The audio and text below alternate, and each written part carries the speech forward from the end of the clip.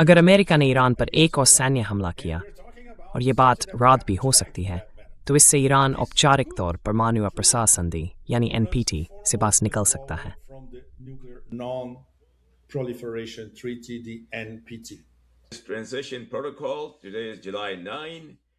Transition protocol आज 9 जुलाई है और सबको पता है कि पारंपरिक मीडिया और स्वतंत्र मीडिया दोनों में क्या खबर चल रही है।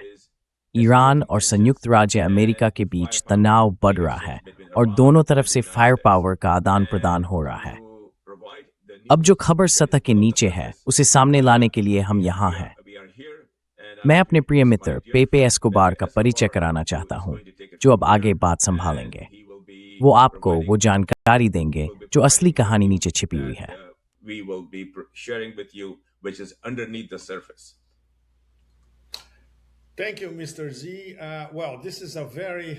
धन्यवाद मिस्टर जेड। देखिए, ये एक बहुत अहम दिन पर लिया गया बेहद महत्वपूर्ण फैसला है। आज गुरुवार है, वो आखिरी दिन जब माशहद में मारे गए नेता आयतुल्लाह खामेनी और उनके परिवार के अंतिम संस्कार और उससे जुड़ी रस्मों का समापन हो रहा है। सच कहूँ तो काश मैं आज माशहद में होता ताकि ये सब अपनी आंखों से देख पाता। वाकई अद्भुत दृश्य है। मेरे ईरानी दोस्तों ने बताया कि इस वक्त माशहद की सड़कों पर कम से कम 40 लाख लोग मौजूद हैं, और कल इराक के नजफ और करबला की बेहद तंग गलियों में भी लाखों लोग इकट्ठा हुए थे।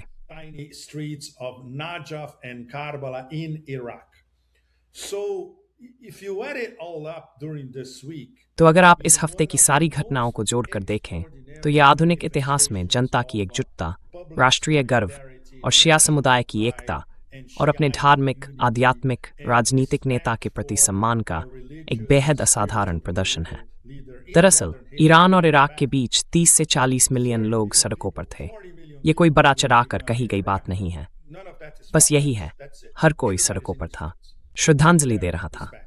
ये वाकई कुछ बेहद असाधारण है।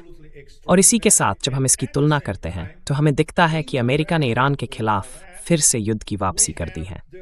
तो ये जो अराजकता का साम्राज्य है, जो झूठ बोलता है, धोखा देता है, चोरी करता है, ये लूट और समुद्री डकैती का साम्राज्य है, और ये आमतौर पर ऐसे ही वक्त चुनता है जब वो फिर से मोर्चे पर लौटना चाहता है।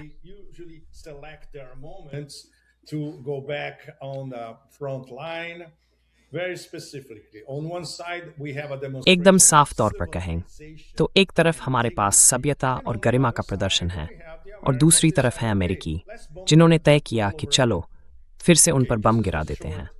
ठीक है, ये तो बस भूमिका का छोटा सा हिस्सा है।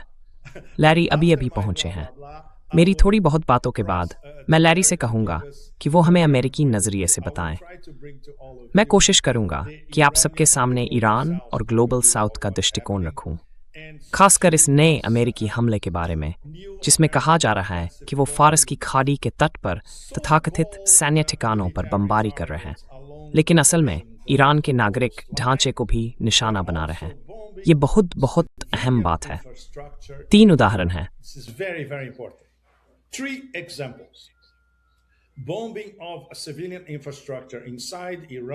ईरान के अंदर नागरिक ढांचे पर बमबारी की गई, और उन ढांचों पर भी जो ईरान को ब्रिक्स देशों रूस, चीन और भारत से जोड़ते हैं। पहला उदाहरण लीजिए, मशहद की ओर जाने वाली रेलवे लाइन।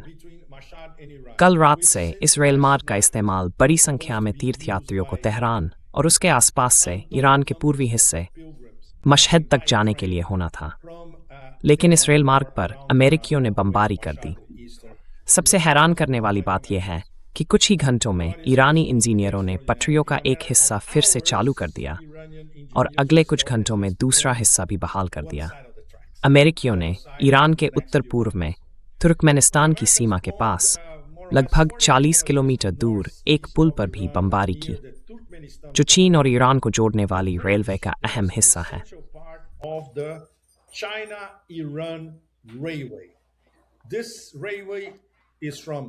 ये रेलवे तेहरान से निकलकर ईरान के उत्तर पूर्वी हिस्से से गुजरती है, फिर तुर्कमेनिस्तान की सीमा पार करती है, तुर्कमेनिस्तान से होकर आगे बढ़ती है, बाकी मध्य एशियाई देशों तक जाती है और आखिर में पश्चिमी चीन के शिनजियांग पहुंचती है। इसे चीन ने फंड किया है, चीन ने ही बनाया है। और ये नई सिल्क रोड्स यानी बेल्ट एंड रोड इनिशिएटिव का हिस्सा है। अमेरिकियों ने इसके एक नोड पर बमबारी की थी। उन्होंने चाबहार बंदरगाह पर भी हमला किया, जो भारत की सिल्क रोड का हिस्सा है और भविष्य में ये चीन से भी जुड़ सकता है। यह international north south transportation corridor का हिस्सा है, रूस, ईरान और भारत के बीच। यानी एक बार फिर ब्रिक्स देश एक साथ। तो हम देख सकते हैं कि ट्रंप प्रशासन ने न सिर्फ शुरुआत की थी, माफ कीजिए, पीछे बहुत जोर का शोर हो रहा है।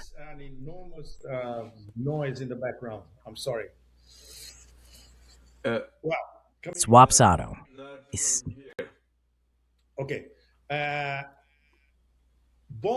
ठीक है, ईरान को रूस, भारत और चीन जैसे ब्रिक्स साझेदारों से जोड़ने वाले नागरिक ढांचे बमबारी, यही असली बात है।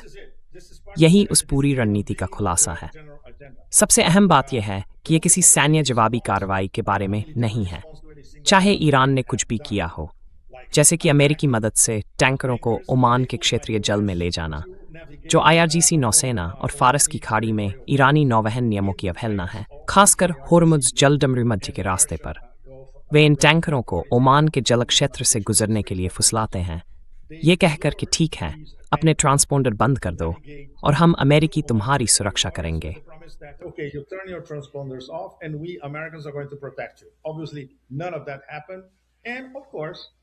स्पष्ट है कि ऐसा कुछ भी नहीं हुआ। और हाँ, इन टैंकरों पर हमला IRGC नेवी ने ही किया था।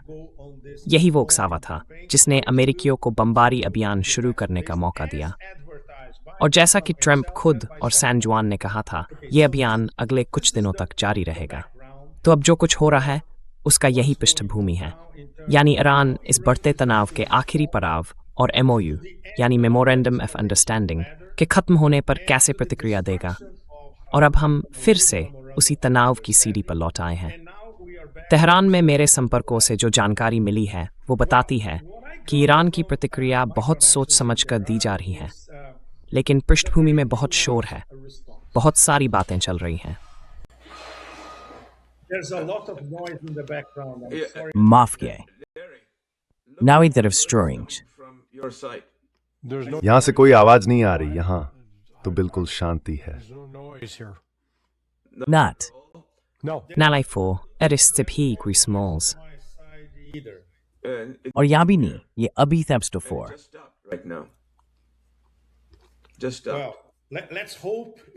अभी अभी रुक गया। उम्मीद करते हैं कि अब ऐसे ही बना रहे। अच्छा, हम कहाँ थे? हाँ, हम बात कर रहे थे। क्या अमेरिकी बमबारी फिर से शुरू होने पर ईरान की कोई प्रतिक्रिया आने वाली है? और तेहरान से जो खबरें आ रही हैं वो ये बताती हैं कि वे आगे की समय सीमा बहुत बारीकी से गणना कर रहे हैं। इसे सीधी अंग्रेजी में कहते हैं डूइंग द मैथ। तो उन्होंने हिसाब लगा लिया है। और एक बात जो लैरी शायद किसी और से बेहतर जानते हैं वो ये है कि ईरानियों को ठीक ठीक पता है कि रणनीतिक पेट्रोलियम भंडार उस अहम बिंदु पर कब पहुंचेगा, जो जुलाई के आखिर से लेकर अगस्त के मध्य के बीच कभी भी हो सकता है। यानी ईरानियों को पूरी तरह समझ है कि इसका अमेरिकी अर्थव्यवस्था और वैश्विक अर्थव्यवस्था पर क्या असर पड़ेगा।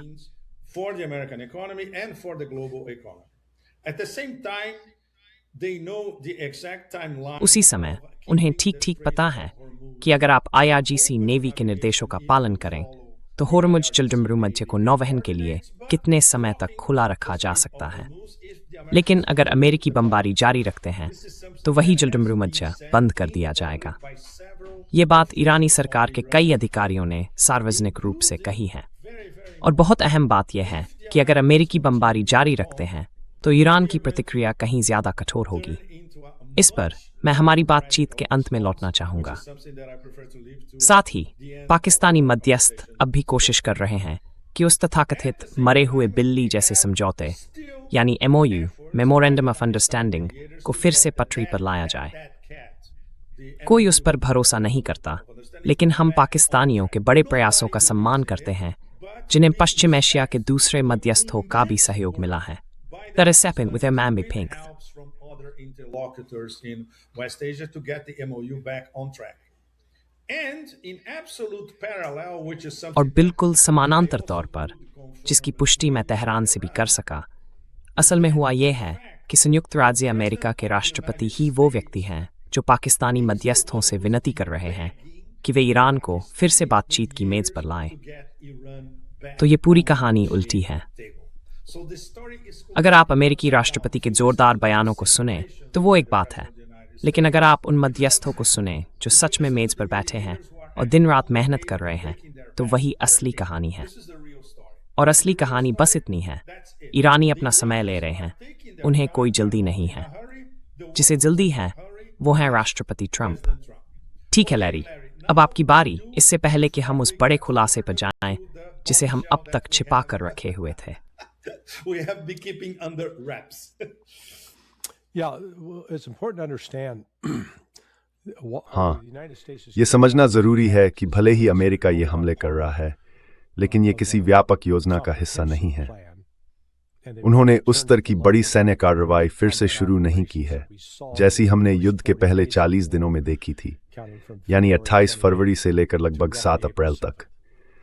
लेकिन जो घटनाएं 2 दिन पहले हुईं, जब 4 जहाज़ों को ओमानी चैनल और होर्मुज जलडमरूमध्य से गुजारने की कोशिश की गई, जिनमें एक कतरी और एक सूदी जहाज भी शामिल था, वो दरअसल अमेरिका की तरफ से एक सोची समझी उकसावे की कार्रवाई थी ताकि ईरान की प्रतिक्रिया को भड़काया जा सके। ठीक है। और इसी वजह से कतर और सऊदी अरब की भागीदारी को लेकर वाकई बहुत गंभीर सवाल उठते हैं, खासकर इस बात पर कि क्या उन पर किसी भी बातचीत की प्रक्रिया में भरोसा किया जा सकता है। मेरी नज़र में उन्होंने ईरान की सरकार के सामने खुद को पूरी तरह अविश्वसनीय साबित कर दिया है। अब ये ईरान पर निर्भर करता है कि वो तय करे क्या वो अब भी उन दोनों देशों के साथ काम करने पर भरोसा कर सकता है या नहीं। ईरान की प्रतिक्रिया हमेशा संतुलित रही है, जैसे पहली रात थी। उन्होंने कुवैत और बहरीन पर हमला किया, दोनों देशों के एयरबेस पर, और फिर एंटी शिप मिसाइलें भी दागीं।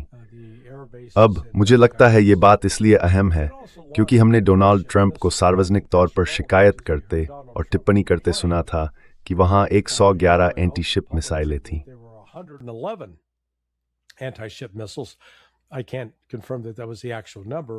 मैं ये पक्का नहीं कह सकता कि वो असली संख्या थी या नहीं, लेकिन उससे इतना तो साफ है कि कुछ मिसाइलें अमेरिकी जहाज़ों पर गिरीं और नुकसान हुआ। जहाज़ डूबे नहीं, ये तय है। मुझे नहीं पता कि किसी की जान गई या नहीं, लेकिन कुछ जहाज़ों को निशाना जरूर बनाया गया। उसके बाद अमेरिका ने जवाबी हमले किए और फिर ईरान ने अपने हमले बढ़ाकर यूएई, कतर के अल उदैद एयरफोर्स बेस और जॉर्डन के मुवाफक अल साल्ती एयर बेस तक फैला दिए। तो अब हम फिर से एक तरह के जवाबी चक्र में फंस गए हैं। अब मैं ये पुष्टि कर सकता हूँ कि अमेरिका ने संकट प्रबंधन टीमों की 24 घंटे चलने वाली गतिविधियां फिर से शुरू नहीं की हैं।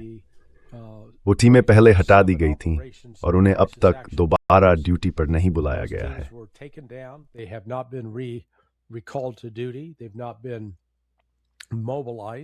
उन्हें अब तक सक्रिय नहीं किया गया है और इसी वजह से संयुक्त राज्य अमेरिका संस्थागत रूप से किसी लंबी अवधि के हवाई अभियान को चलाने के लिए तैयार नहीं है। लेकिन फिर भी आदेश दिए जा रहे हैं जैसे बिना किसी ठोस योजना के ही निर्देश जारी हो रहे हों। उन्होंने साफ तौर पर समझौता ज्ञापन के हर हिस्से का उल्लंघन किया है। ऐसा एक भी बिंदु नहीं है जिसे अमेरिका ने निभाया हो। अब देखना यह है कि क्या ईरान इस पर साथ देगा या नहीं, क्योंकि कल रात ट्रंप ने दावा किया कि ईरान फोन कर रहा है, बातचीत की भीख मांग रहा है, लेकिन वो ट्रंप की अपनी कल्पना है। असल में तो अमेरिका ही विनती कर रहा है और हमने ये पूरे संघर्ष के दौरान बार बार देखा है। चलिए अब वापस चलते हैं 28 फरवरी पर।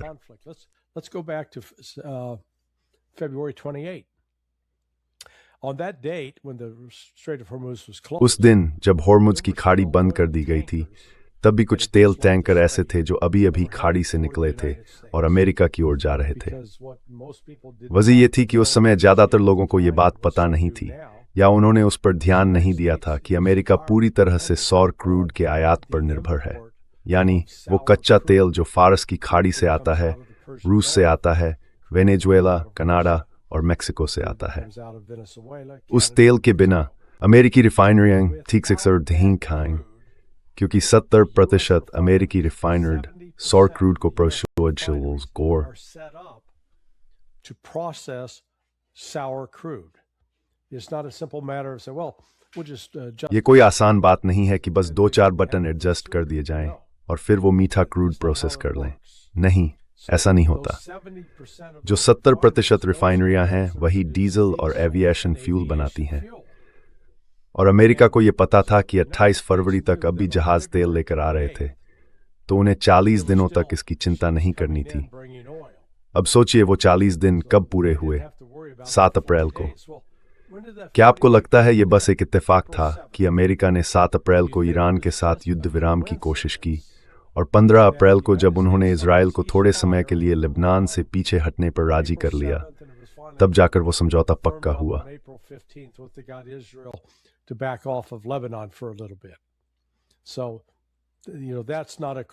देखिए, ये कोई संयोग नहीं है। इससे साफ पता चलता है कि ये जंग तेल से जुड़ी हुई है। 11 मार्च एक और अहम तारीख है। उसी दिन ऊर्जा सचिव राइट ने ऐलान किया था कि अमेरिका रोजाना करीब 14 लाख बैरल तेल निकालना शुरू करेगा। स्ट्रेटेजिक पेट्रोलियम रिजर्व में लगभग 2/3 हिस्सा खट्टे क्रूड वेल का है और 1/3 मीठे क्रूड का। वे खट्टा क्रूड निकाल रहे थे। 11 मार्च को कुल मिलाकर करीब 280 मिलियन बैरल था। अगर रोजाना 14 लाख बैरल निकाला जाए तो जरा हिसाब लगाए, 120 दिन में ये करीब 168 मिलियन बैरल तक पहुंच जाता है। यही वजह है कि डोनाल्ड ट्रंप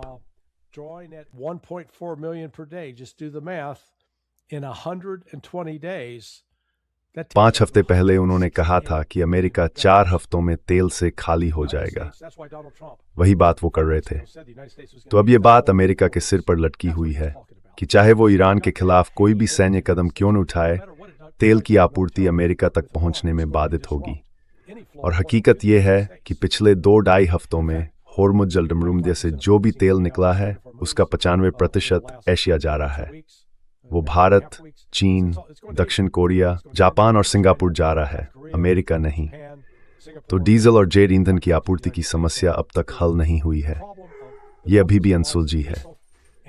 अगर अमेरिका इन हमलों को जारी रखता है तो मेरा मानना है कि ईरान अपनी प्रतिक्रिया को और बढ़ाएगा और संभव है कि वो बेन गुरियन एयरफोर्स बेस को भी निशाना बनाए, जहां बड़ी संख्या में अमेरिकी एयर रिफ्यूलर और कुछ कॉम्बैट जेट तैनात हैं।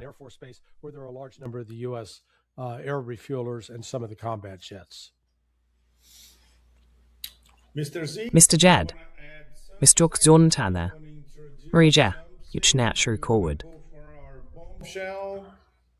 No, the bombshell will be disclosed towards नहीं, the end of नहीं। our program. बड़ा खुलासा हमारे कार्यक्रम के अंत में किया जाएगा और वो करेंगे पेपे एस्कोबार, जो इस कहानी और उसके असर से अच्छी तरह वाकिफ है। मैं इस पर टिप्पणी करना चाहता था। हाँ, बोलिए। माफ कीजिए, आप बोलिए। मैं बस कुछ बातों पर टिप्पणी करना चाहता था जिन पर हम इस शो में चर्चा कर रहे हैं, और ये भी कि उनका मौजूदा हालात पर क्या असर पड़ रहा है। ईरान ने बहुत साफ शब्दों में कहा है कि होर्मुज जलडमध्य पर अपनी संप्रभुता के दावे पर कोई समझौता नहीं होगा। बिल्कुल भी नहीं। ईरान ने कहा है कि वहां एक व्यवस्था पहले से मौजूद है जो ओमानी और ईरानी है, और वही व्यवस्था कायम रहेगी चाहे अमेरिका कुछ भी करे। और ये बात सभी पक्षों को बहुत स्पष्ट रूप से बता दी गई है। हम इस चैनल पर पहले से कह रहे हैं कि आखिरकार अमेरिकियों और ईरानियों के बीच एक बैठक होगी, सीधी नहीं बल्कि अप्रत्यक्ष, और वो बैठक इस्लामाबाद में होगी। And the Iranians, and this will be held in Islamabad. This was scheduled to happen within the next few days. ये सब अगले कुछ दिनों में होने वाला था, लेकिन अमेरिका की तरफ से लगातार उकसावे, बमबारी और तरह तरह की सैन्य गतिविधियों के चलते अब ये तय तारीख पर नहीं हो पाएगा। लेकिन हमारी जानकारी और रिपोर्टिंग के मुताबिक ये बहुत जल्द होने वाला है, शायद अगले हफ्ते या 10 दिनों के भीतर। और ये इसलिए नहीं कि ईरान इसके लिए मिन्नतें कर रहा है, बल्कि इसलिए कि अमेरिका खुद इसके लिए मिन्नतें कर रहा है। अमेरिका ने फील्ड मार्शल मुनीर से दखल देने की गुजारिश की है। फील्ड मार्शल मुनीर ने कुछ घंटे पहले अराक्ची से बात की है, और जो कुछ तुमने कहा है मैं उसकी पुष्टि कर सकता हूँ। वो सब सच है, और जाहिर है इसमें और भी पहलू हैं जिन्हें मैं तुम्हारे लिए छोड़ता हूँ पेपे, ताकि तुम हमारे शो के दौरान सही समय पर उन पर बात कर सको। Discuss at the appropriate time during our show, but it is very, very significant as to how this लेकिन ये बहुत बहुत अहम है कि इसका असर सब चीज़ों पर कैसे पड़ता है। तो हमारे वैश्य दर्शकों के लिए इस शो का मकसद है आपको खबरें दिखाना जो सत्य के नीचे हैं, वो बातें जो असल में उस खबर को चला रही हैं, जो आप पारंपरिक मीडिया या स्वतंत्र मीडिया में देखते हैं।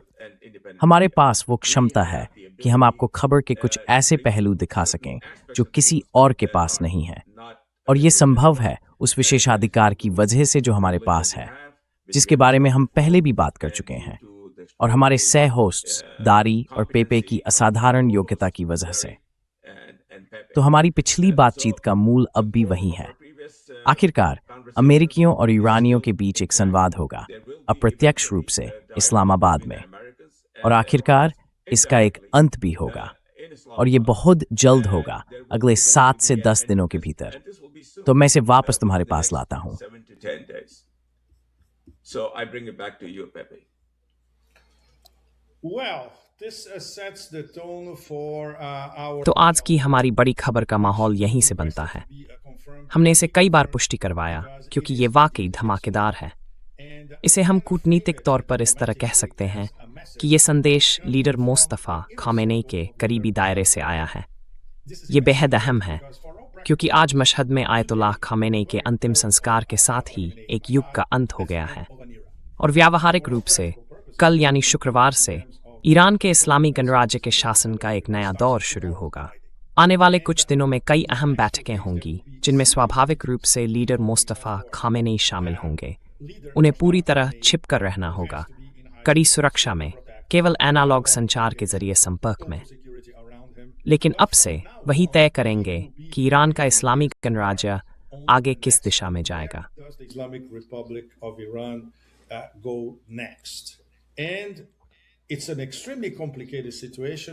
ये हालात बहुत जटिल हैं क्योंकि उसके पिता को अभी अभी दफनाया गया है। एक दौर का अंत हो गया है। अब वो उत्तराधिकारी है, औपचारिक रूप से नहीं, लेकिन असल में वही है। उसका देश इस वक्त संयुक्त राज्य अमेरिका के साथ एक अस्तित्व की लड़ाई में है, और उसे सचमुच अस्तित्व का खतरा झेलना पड़ रहा है।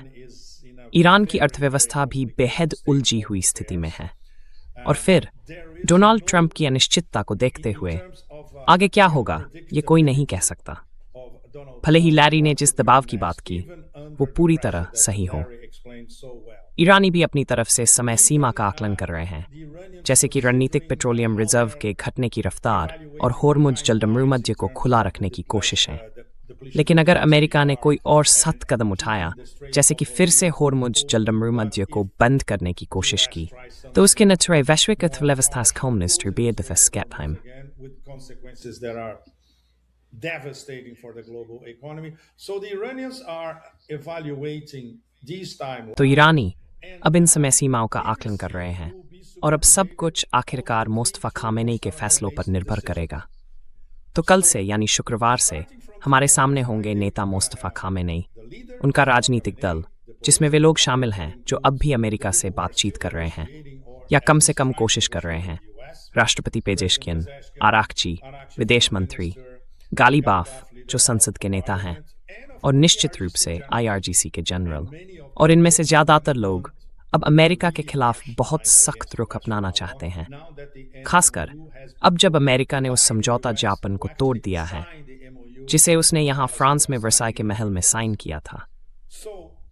जो जानकारी हमें मिली है और जिसे हमने कई बार पक्का करवाया है, वो सीधे मुस्तफा खामेनेई के बेहद करीबी घेरे के में एक सदस्य से आई है, और ये लोग आमतौर पर इतनी आसानी से बात नहीं करते।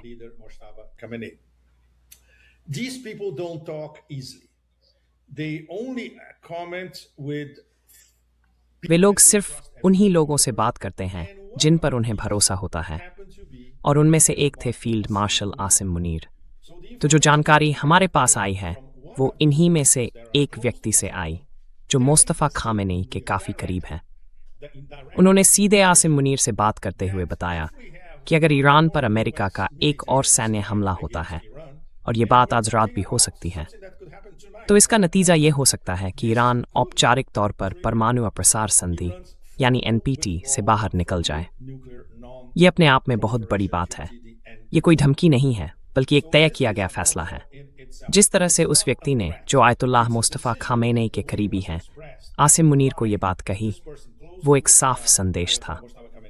और जाहिर है, इसमें एक बहुत जटिल प्रक्रिया शामिल है। इसका मतलब यह है कि अगर ऐसा होता है तो ईरान को अनुच्छेद 10 के तहत औपचारिक सूचना देनी होगी। Article 10 notice. They will have to follow certain protocols. उन्हें कुछ तय प्रोटोकॉल का पालन करना होगा। एक बिंदु आएगा जब वे अनुच्छेद 10 को लागू करेंगे, तो उस वक्त संधि की घड़ी चलना शुरू हो जाएगी। उसके बाद 90 दिन की नोटिस अवधि होती है। 90 दिन पूरे होने के बाद आप औपचारिक रूप से एनपीटी से बाहर हो जाते हैं। और अगर मुस्तफ़ा ऐसा तय करते हैं तो ये सब 3 महीने के भीतर हो सकता है। ईरान एनपीटी से बाहर निकल जाएगा और फिर सचमुच, जैसा हमारे स्रोत ने अपने ही शब्दों में कहा, अब कोई दाव नहीं बचता। मैं उद्धृत कर रहा हूँ। यही बात हमारे स्रोत ने हमें बताई थी, जो मुस्तफ़ा के करीबी सर्कल के एक सदस्य और फील्ड मार्शल आसिम मुनीर के बीच हुई बातचीत से जुड़ी है। Mustafa's inner circle and Field Marshal Asim Munir. So, why this is credible? तो ये बात क्यों भरोसेमंद लगती है? सिर्फ इसलिए नहीं कि इसकी फिर से पुष्टि हुई है, बल्कि इसलिए भी कि ये मुस्तफ़ा के दौर की शुरुआत हो सकती है। अगर मुस्तफ़ा इस नतीजे पर पहुंच चुके हैं कि उस एमओयू जैसी मरी हुई चीज़ को फिर से जिंदा करने की कोई वजह नहीं है, या बातचीत दोबारा शुरू करने की, या इस्लामाबाद में कोई नया प्रतिनिधिमंडल भेजने की ज़रूरत नहीं है, क्योंकि उन्हें पता है कि अमरीकी अपने वादों का कभी सम्मान नहीं करेंगे, तो ये एक संभावित फैसला हो सकता है। तो ये बहुत अहम बात है। ये मत भूलिए कि अब मुस्तफ़ा खामेनी युद्धकालीन हालात में एक नेता है और ईरान पर, ईरानी अर्थव्यवस्था पर बहुत ज़्यादा दबाव है।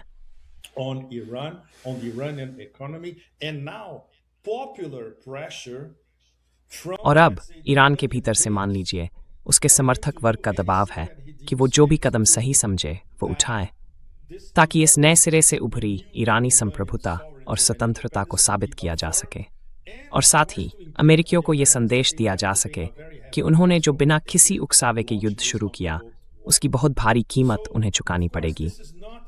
तो हाँ, जो जानकारी सामने आई है वो अपने आप में बहुत विस्फोटक है, लेकिन उसमें कई अगर और मगर भी हैं। सबसे अहम बात यह है कि आयतुल्लाह खामेनी की हत्या के बाद, इस्लामी गणराज्य के वरिष्ठ अधिकारियों को निशाना बनाए जाने के बाद, और अमेरिका इजराइल के हमलों के बाद, जो आगे भी जारी रहेंगे, और ईरान के ढांचे तथा नागरिक ढांचे पर और हमले होंगे, ऐसे में एनपीटी से बाहर निकलना किसी भी देश के लिए लगभग एक बाद की बात जैसा ही होगा। would be almost an afterthought in any nation. It's not in Iran because of the fatwa. Iran में ऐसा नहीं है, क्योंकि सबसे पहले खुमैनी ने फतवा जारी किया था, और फिर मुस्तफ़ा के पिता ने भी कहा था कि इस्लामी गणराज्य ईरान में परमाणु हथियार बनाना इस्लाम के खिलाफ है। लेकिन नया ईरानी नेता चाहे तो इस फैसले को पलट सकता है। यही जानकारी आसिम मुनीर तक पहुंचाई गई थी, और इसी वजह से ये बात काफ़ी संभव लगती है। यही कारण है कि ये जानकारी इतनी विस्फोटक मानी जा रही है। लेकिन हमारे सभी दर्शकों के लिए ये समझना बहुत ज़रूरी है, यह एक संभावना है। यूरानी बहुत ही समझदार और चालाक खिलाड़ी हैं। वे कभी भी किसी भरोसेमंद मध्यस्थ को भी इतनी संवेदनशील बात की पुष्टि नहीं करेंगे जब तक उसके पीछे बहुत ठोस आधार न हो। ठीक है लैरी, अब मंच तुम्हारा है। What was revealed. Okay, Larry, the ball is yours. Well, I just add to this that we can't. मैं बस इतना जोड़ना चाहूँगा कि हम इस बात को नज़रअंदाज नहीं कर सकते कि पिछले 6 दिनों में आयतुल्लाह अली खामेनी के लिए जो समर्थन दिखा है वो अभूतपूर्व है। दुनिया के दर्ज इतिहास में ऐसा कोई उदाहरण नहीं है। अब अनुमान है कि कुल 40 से 45 मिलियन लोग उन्हें श्रद्धांजलि देने के लिए बाहर आए हैं। हमने पोप्स को मरते देखा है, जैसे पोप जॉन पॉल, जो बहुत लोकप्रिय थे, राष्ट्रपति जॉन एफ कैनेडी की हत्या हुई, महात्मा गांधी की हत्या हुई, और उनके बाद अंतिम संस्कार हुए। लेकिन दुनिया के इतिहास में कभी भी ऐसा कुछ नहीं हुआ जैसा इस समय ईरान में हो रहा है। मैंने इसे इस तरह बताया है: 28 फरवरी के हमले और फिर आज आयतुल्लाह अली खामेनी के अंतिम संस्कार तक हुए स्मरण समारोहों का जो मेल है, वो कुछ वैसा ही है जैसा पर्ल हार्बर पर हमले का असर अमेरिका पर पड़ा था। the equivalent of the attack on Pearl Harbor, what it did to the United States.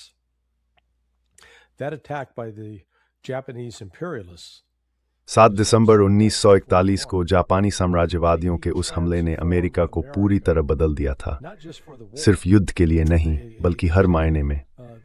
उस समय करीब 45 से 50% अमेरिकी यूरोप के युद्ध में शामिल होने के खिलाफ थे, changed overnight. लेकिन वो सब एक ही रात में बदल गया, And it wasn't just the बिल्कुल change रातों of the रात। war. और ये बदलाव सिर्फ युद्ध तक सीमित नहीं था। असल में पर्ल हार्बर एक ऐसा प्रतीक बन गया जिसने अगले 70-80 सालों तक अमेरिकी विदेश नीति की दिशा तय की।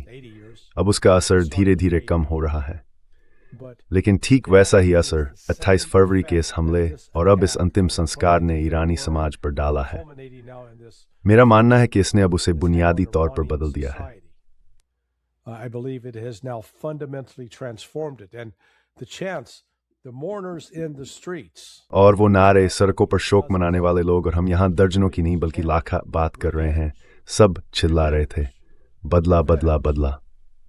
they're not looking वो for किसी a समझौते की तलाश में नहीं they're है, not looking for a वो negotiation. बातचीत नहीं चाहते, They're not looking for a वो अमेरिका के साथ किसी सुलह की कोशिश नहीं कर रहे, They want revenge. वो बदला चाहते हैं। The United States वो चाहते हैं कि अमेरिका इसकी कीमत चुकाए, in itself is going to और यही बात आगे चलकर अराकची और गालीबाफ के लिए सीमाएं तय कर देगी। cannot ignore वो जनता की राजनीतिक इच्छा को नजरअंदाज नहीं कर सकते, no matter और चाहे बाहरी लोग कुछ भी कहें, outside यहाँ तक कि वो मध्यस्थ जो इस मामले को फिर से बातचीत की दिशा में ले जाने की कोशिश कर रहे हैं, वो भी इस जनभावना को नजरअंदाज नहीं कर सकते। लाखों लोग जो कह रहे हैं वो साफ है, बदला समझौता नहीं, बदला बातचीत नहीं, बदला। यही संदेश है। Mister Z, that's the message. Mr. Z, I second everything that you said, and I second everything that Larry. मैं आपकी कही हर बात से पूरी तरह सहमत हूँ और लैरी ने जो कहा उससे भी सहमत हूँ। Because लेकिन मैं लैरी की बात में थोड़ा और विस्तार जोड़ना चाहता हूँ, क्योंकि हमारे पास ऐसी रिपोर्टिंग है जो हमें ऐसा करने की अनुमति देती है। but I have शिया संस्कृति में देखिए, मैं मुसलमान हूँ लेकिन शिया मुसलमान नहीं हूँ। फिर भी मेरे बहुत से शिया मुसलमानों से संपर्क है। शिया परंपरा में सबसे बड़े स्तर का बदला इमाम हुसैन की शहादत के जिक्र से जुड़ा होता है, जो पैगंबर के नवासे थे। उस समय इस भावना को एक लाल झंडा उठाकर व्यक्त किया जाता था। लाल झंडे का मतलब होता था ये बदला खून से चुकाया जाएगा। that flag meant that this will be paid by blood. Mhm. So in Iran, just in Iran में बस पिछले कुछ दिनों में मुझे एक भरोसेमंद रिपोर्ट मिली है कि वहां हजारों नहीं बल्कि लाखों लाल झंडे पूरे देश में दिखाई दे रहे हैं। हाँ, लाखों। आप खुद ईरान से आ रहे वीडियो देख सकते हैं, हर जगह लाखों झंडे। सही कहा, बिल्कुल सही। और मैं तो बस बहुत सतर्क होकर बात कर रहा था। किसी भी हालत में वहां की राजनीतिक नेतृत्व पर बहुत जबरदस्त दबाव है कि वो किसी तरह का समझौता न करे। अब एक और बात जो मुझे लगता है कि आपकी और लैरी की चर्चा से बहुत जुड़ी हुई है, हमारा संपर्क नए आयतुल्लाह मुस्तफ़ा के बहुत करीब है, और जो जानकारी आपने साझा की वो दरअसल उसी से आई है जो मुस्तफ़ा की इच्छा और मंशा को दर्शाती है। और इस माहौल में मुस्तफ़ा सबसे वरिष्ठ व्यक्ति बन जाते हैं। Mustafa becomes the senior most person. I mean, he is actually a senior most person, but मेरा मतलब है in fact, वो असल में सबसे वरिष्ठ व्यक्ति हैं। दरअसल वही तय करेंगे कि आगे क्या होगा, और वो ऐसा कोई रुख नहीं अपनाने वाले जो अमेरिका के लिए सुविधाजनक हो, सिवाय उस बात के जो वो पहले ही साफ कह चुके हैं कि होर्मुज की खाड़ी ईरान की संप्रभुता के अधीन है, जिसे ओमान के साथ साझा किया गया है। और अगर किसी को ईरान के साथ कोई रिश्ता रखना है तो उन्हें इस बात का सम्मान करना होगा। तो मैं फिर वही बात दोहराता हूँ जो हमने पहले भी इस चैनल पर कही थी कि भले ही हालात बहुत बुरे दिख रहे हों, पाकिस्तान इस वक्त बहुत सक्रिय भूमिका निभा रहा है ताकि इस्लामाबाद में बातचीत के लिए माहौल बनाया जा सके, और उन्हें उम्मीद है कि अगले 7 से 10 दिनों में ये संभव हो जाएगा। और इस पूरी कोशिश के पीछे जो ताकत है वो डोनाल्ड ट्रंप है, ईरानी नहीं। behind that is Donald Trump, not the Iranians. well, which leaves us, before we wrap up, with तो समापन से पहले हम एक लगभग अविश्वसनीय स्थिति पर आ गए हैं। वही व्यक्ति जिसने ईरानी ठिकानों पर दोबारा बमबारी का आदेश दिया था, अब मध्यस्थों से विनती कर रहा है कि वे ईरान को फिर से बातचीत की मेज पर ले आएं। सही कहा, एक बार फिर हम एक तरह के नाटक के बीच में हैं और इस पूरे तमाशे का मुख्य किरदार खुद उसी के बीच फंसा हुआ है। उसने खुद ही एक मकड़ी का जाल बुना और अब उसी जाल में फंस गया है। बाहर निकलने का कोई रास्ता नहीं है सिवाय इसके कि वो एक राजनयिक की तरह व्यवहार करे जो वह है ही नहीं और कभी या नहीं। तो क्या अब हम इसे यहीं खत्म करें, Larry? Shall we wrap it up, Larry? Yeah, I think would encourage everybody that हाँ, मैं सबको यही कहना चाहूँगा कि अगर आपको ये प्रोग्राम पसंद आ रहा है तो कृपया लाइक और सब्सक्राइब बटन दबाएं। सबस्टैक भी ज़रूर देखें, उसका लिंक डिस्क्रिप्शन में है। it's linked in the description. हम इस चैनल को बढ़ाने की कोशिश कर रहे हैं और आप जो इसे आगे फैला रहे हैं उसके लिए हम आभारी हैं। And we appreciate you हम spreading कई भाषाओं में ये काम कर रहे हैं, तो अगर आप इसे अपनी भाषा में सुन रहे हैं तो दूसरों को भी बताइए। language, tell others. लेकिन ध्यान रहे, अगर आप स्पेनिश में सुन रहे हैं तभी स्पेनिश लिंक पर क्लिक करें। If you're अगर आप स्पेनिश नहीं जानते तो उस लिंक पर क्लिक मत करें, क्योंकि उससे चैनल की ग्रोथ में मदद नहीं मिलती। grow. हम सच में चाहते हैं कि इसका असर दुनिया भर में पहुंचे, तो आप सबका बहुत बहुत धन्यवाद जो इसे देख रहे हैं। We appreciate everybody. जैसा हमने कहा, ये एक बदलती हुई स्थिति है, चीजें आगे भी विकसित हो सकती हैं। और अगर कोई सोच रहा है कि मैंने ईरान के सम्मान में क्या खाया, तो बता दूं, मैं पिस्ता खा रहा था। Iran, I've been munching on pistachios. Well, please do remind our audiences. कृपया हमारे दर्शकों को याद दिला दें, और मैं अभी खुशी से ऐसा करूंगा कि हमारे पास एक तय कार्यक्रम है जिसे हम आमतौर पर फॉलो करने की कोशिश करते हैं। लेकिन जब कोई बड़ी खबर आती है जिसे इंतजार नहीं कराया जा सकता, तो हम उस तय समय से हटकर भी लाइव आते हैं। सोमवार को दोपहर 3 बजे ईस्टर्न टाइम पर लैरी शो में होंगे। मंगलवार को पेपे एस्कोबार रात 9 बजे सेंट्रल यूरोपियन टाइम पर जुड़ेंगे, जो पैसिफिक टाइम के हिसाब से दोपहर 12 बजे होता है। और बुधवार को हम तीनों का संयुक्त शो होता है। लेकिन जैसा कि मैंने कहा, जब कोई बड़ी खबर आती है तो हम तुरंत ऑन एयर आते हैं, और आज हम इसी वजह से यहाँ हैं। तो कृपया लाइक और सब्सक्राइब बटन जरूर दबाएं। और जो लोग पेड सब्सक्राइबर बनते हैं, जिसकी न्यूनतम फीस $5 है, यानी सिर्फ $5 प्रति माह, उन्हें हम एक सिक्योरिटी ब्रीफिंग भेजते हैं जो सीधे आपके मेल बॉक्स में पहुंचती है। इसमें आपको मौजूदा हालात पर गहरी जानकारी मिलती है। तो अगर आप चाहें तो पेड सब्सक्राइबर जरूर बने, सिर्फ $5 महीने में, और आपको हर हफ्ते हमारी तरफ से सिक्योरिटी ब्रीफ मिलेगा। हमारे सभी वैश्विक दर्शकों का बहुत बहुत धन्यवाद। हम आपकी सराहना करते हैं। Very much to all our global audiences. We really appreciate you. धन्यवाद, शुभकामनाएं। अब मैं स्टॉप बटन दबाना चाहता हूँ। Now, so